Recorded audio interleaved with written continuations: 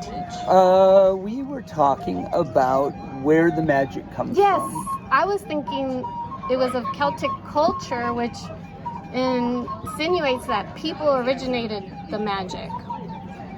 But you're saying to think of it differently, as in the magic is in the trees, not in the Celtic. Well, the That's where it magic begins. that I practice was taught to me by the consciousness of trees. Yes. See, trees, because they don't have to hunt, also don't have to have concepts to define themselves, like past and present, good and evil. Right. They are the perfect resonating, well, they're also living wands, but they are the perfect transition of the pure energy of the universe. It comes through them in the form of a vibrational song, which all you have to do is put your third eye up against any tree. Yes. And you will receive that song. Now, what it is the trees continually pray. They're chanting the name of the conscious universe. The only thing that I would say that we've got that they don't have is we have perspective. We can say that something is beautiful or what a good idea. Judge. We're able to judge because we create metrics. We can be a spectator. Trees have no idea how beautiful they are. They don't know anything about romance. They don't breed. They breed more than they have. Like, they don't really have sex that I know of, or they told me. And their consciousness is so pure that it's not. It is. Humans cannot anthropomorphize it. They cannot make trees into people.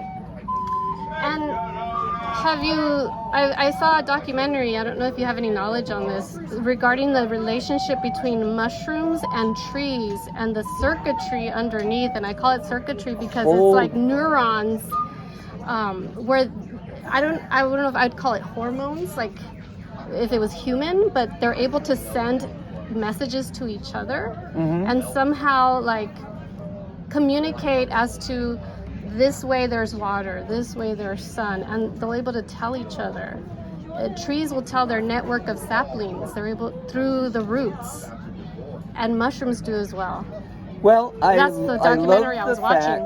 I love the fact Did you see that that one? they discovered. I probably did. Because I'm trying to understand it. Because I know the trees have nothing to do with most human concepts. And I wonder if the mushrooms sort of do all the material legwork for the trees. Because they've had a relationship with trees since before there was life on Earth. Because mushrooms are kind of like the intermediary between humans and nature. And I'm thinking of like psychedelics. There's a concept that I love, that we made the big leap of intelligence because people were eating mushrooms on the African savannah.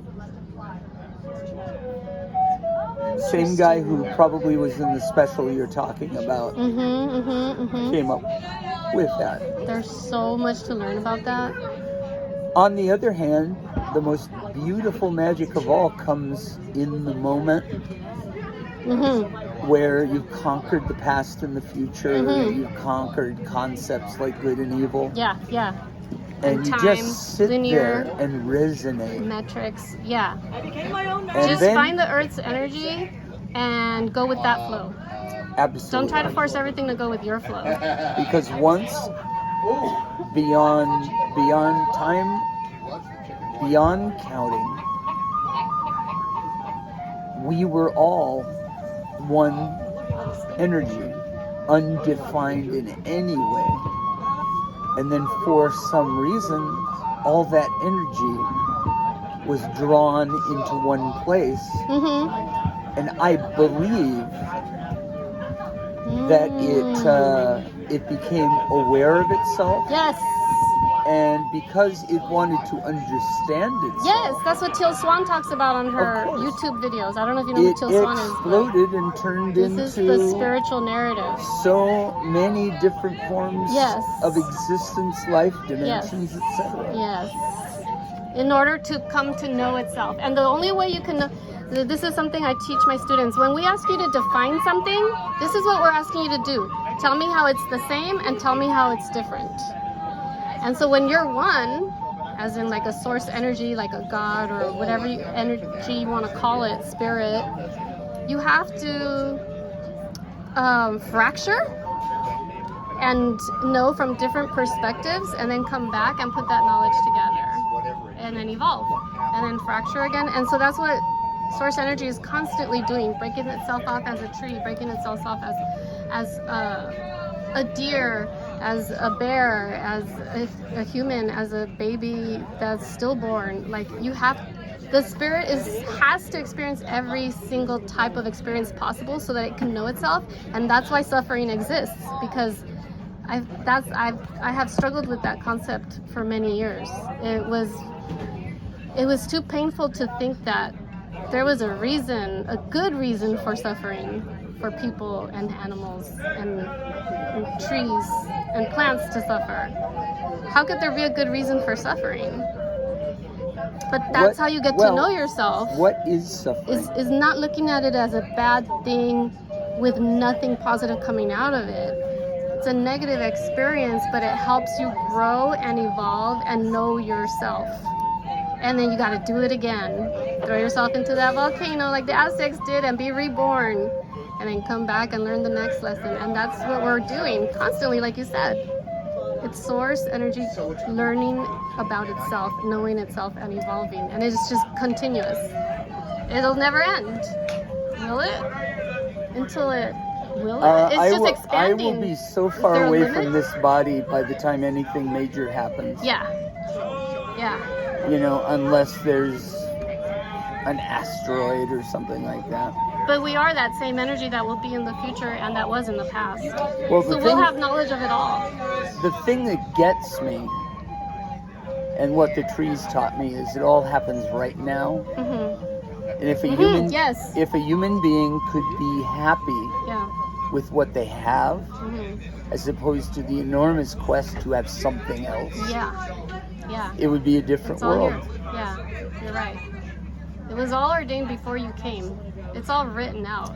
That I do not know. That's so I'm glad you threw that into the mix. That's what I think. I feel like, because that's another question. We're very egoistic as humans, and we want to give ourselves credit for how our life is turning out, because that makes us feel powerful. But I feel like really, and I learned that from Buddhism and Hinduism. It wasn't something I obviously came out with, that everything is exactly as it should be, because if you can accept that, that's how it's achieve supposed enlightenment. to be. You're supposed to learn this hard lesson. The Buddha said that nirvana is achievable.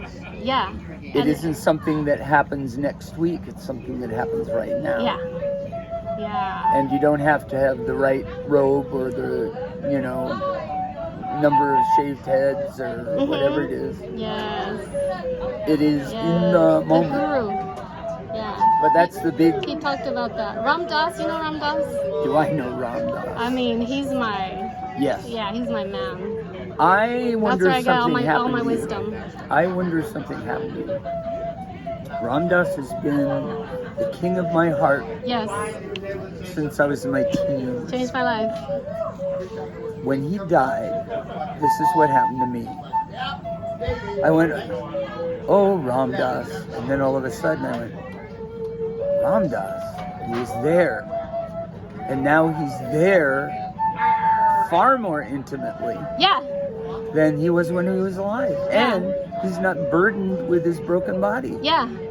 But he's there. And all you have to do is call him, which leads me to believe that's why you do that the he's prayers. always there. Ram, Ram, Ram, Ram. You're reminding yourself, Ram is here inside you. You can call him anytime. Yeah. It's not limited to a body, physical body. No. I don't want to stop any sales. Don't worry about it. This is dead conversation. time. Yeah. Well, it's Sunday. No, this is about good? this time. Okay. Things are very quiet, and then all of a sudden, like a dam breaking, everybody's going. Yesterday they were in a hurry to go home. They didn't linger. Maybe they'll linger today. I am not here to make a living. Yeah. If I was, I wouldn't do it. Yeah. I am here to do what I've waited my entire life to do. Find my place, Yeah. occupy it, and let the universe come out and say what it needs to say. Perfect. My theory right now is that our youth is lost because there are no wise archetypes in our society anymore. We have sports, athletics, we have politicians who are not wise. Everyone has so many faults that we don't have that. Who do we look up to and learn our wisdom from anymore in our society? Religion was the only place that I can think of. What do you teach? 5th grade. Oh, But I'm a psychology major, and I love philosophy. Well, there you go. Psychology and philosophy You're are obviously, all I listen to. exceedingly deep. So I try to impart that wisdom in them, and I only have 1 year, and they're only 10. Because I they're not used getting to it from teach their kids. parents. They were 14, I think. That's a better age. I feel like they can, but they have to hear it over and over.